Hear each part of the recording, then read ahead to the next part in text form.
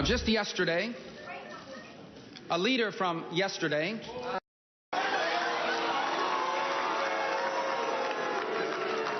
began a campaign for president by promising to take us back to yesterday. Yesterday is over. That is why tonight, grounded by the lessons of our history, but inspired by the promise of our future, I announce my candidacy for President of the United States. Today, U.S. Senator from Florida Marco Rubio officially became a presidential candidate. Seems like Rubio's ambitions for 2016 have been bandied about ever since he was swept into the U.S. Senate by a Tea Party wave in 2010.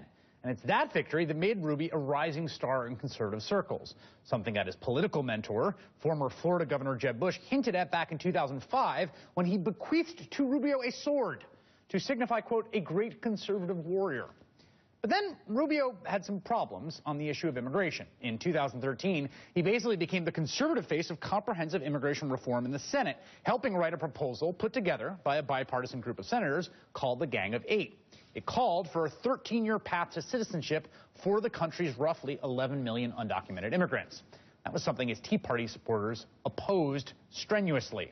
And so did Marco Rubio himself during his campaign for the Senate.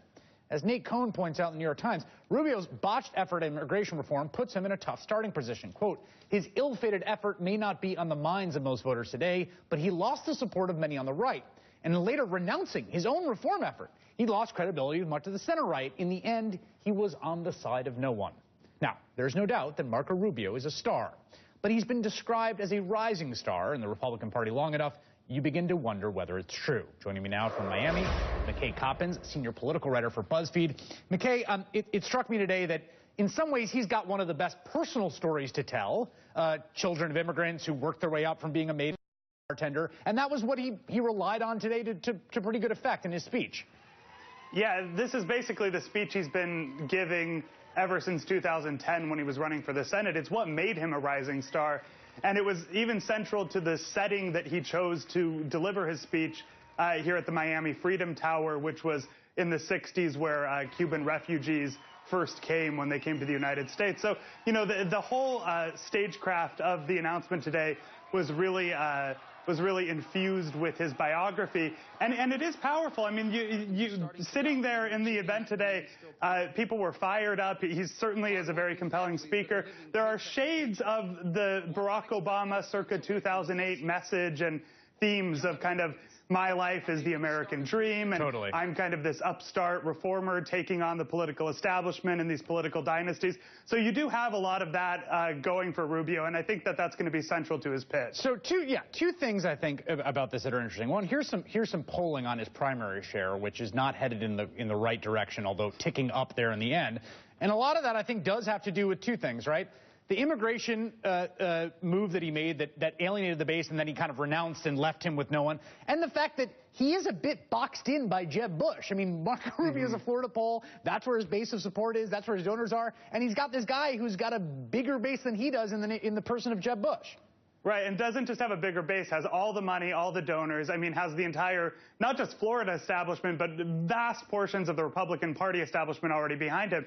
What's interesting to me, and I had a piece up at BuzzFeed this morning reporting about this, is that you played that clip earlier of him attacking Hillary Clinton by saying she's the candidate of yesterday, wanting to take our country back to yesterday. What I've been told by the senator's advisors and people on his campaign team is that those attacks on Hillary Clinton, which are going to continue all through the primaries, are in some ways proxy attacks on Jeb Bush, right? Where he's not just talking about Clinton, he's talking about the other member of the major American political dynasty, a member of the establishment who comes from power and privilege. That's another line that he used a couple times in his speech today.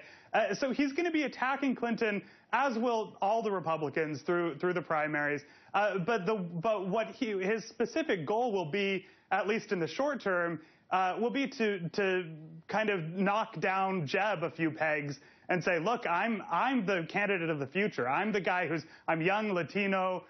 You know, I'm the one who can inherit or at least make inroads into Obama's coalition of the ascendant.